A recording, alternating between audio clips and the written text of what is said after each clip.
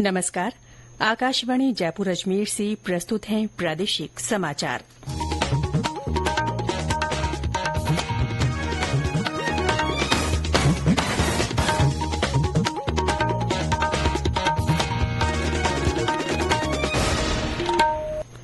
समाचारों के साथ मैं रितिका गुप्ता।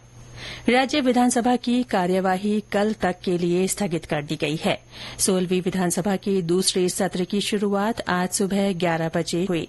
इसके साथ ही हंगामे के बीच नेता प्रतिपक्ष टीकाराम जूली ने राज्यपाल के अभिभाषण की मांग की।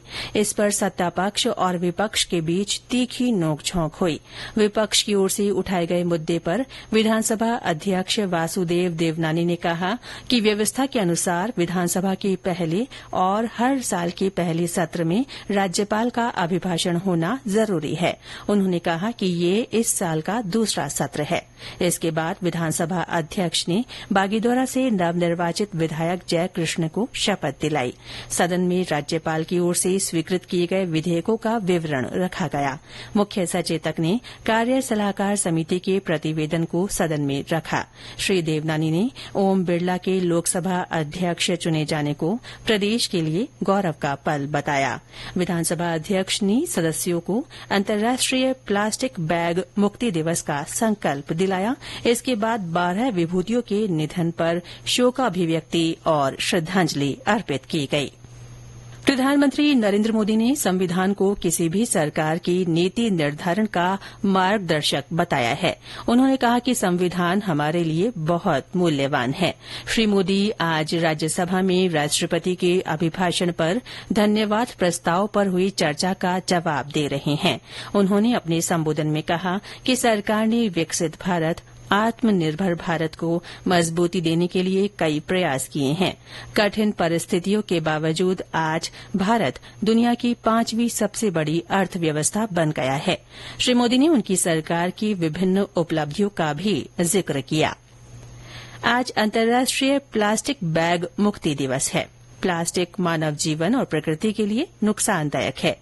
इसी को ध्यान में रखते हुए मुख्यमंत्री भजनलाल शर्मा ने प्रदेशवासियों से प्लास्टिक के बैग का उपयोग नहीं करने का संकल्प लेने का आह्वान किया है। उन्होंने लोगों से स्वच्छ और शुद्ध पर्यावरण के लिए कागज और कपड़े के थैलों का उपयोग करने की अपील की है। जयपुर हेरिटेज नगर निगम आम लोगों को निःशुल्क छायादार और फलदार पौधे बांटेगा। इसके लिए आधार कार्ड दिखाना अनिवार्य होगा। निगम ने 6 लाख पौधे लगाने का लक्ष्य रखा है। इसकी शुरूआत आम लोगों को 1 लाख पौधे वितरित कर की जाएगी। इधर जयपुर ग्रेटर नगर निगम की ओर से reduce reuse recycle RRR centre पर आज से आमजन सामान जमा करवा सकेंगे। RRR सेंटर के जरिए जरूरतमंदों के लिए दैनिक उपयोग की वस्तुएं जमा करवाई जा सकेंगी। महापौर डॉ सौम्या गुर्जर और आयुक्त रुक्मणी रियार तथा नगर निगम के अधिकारी और कर्मचारी भी इस ड्राइव में हिस्सा लेंगे। आमजन भी RRR केंद्र पर अपने घर का अनुपयोगी सामान जरूरतमंदों के लिए दे सकते हैं।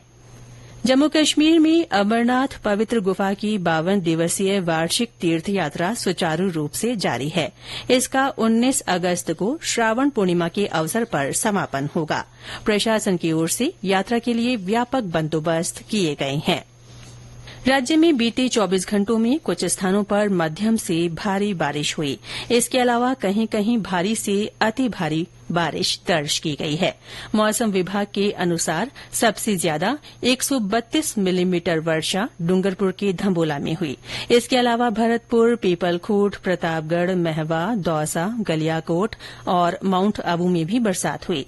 श्रीगंगानगर, चूरू, जालौर और धौलपुर में बूंदाबांदी हुई। राज्य में कई स्थानों पर आज भी बारिश के आसार हैं। राष्ट्रीय छात्रवृत्ति पोर्टल एनएसपी ने शैक्षणिक वर्ष 2024-2025 के लिए राष्ट्रीय साधन सह मेधा छात्रवृत्ति NMMSS के लिए पंजीकरण विंडो की शुरूआत की है। शिक्षा मंत्रालय के अनुसार इस पोर्टल की शुरूआत एक बार के पंजीकरण और नए तथा नवीनीकरण छात्रवृत्तियों के आवेदन के लिए की गई है।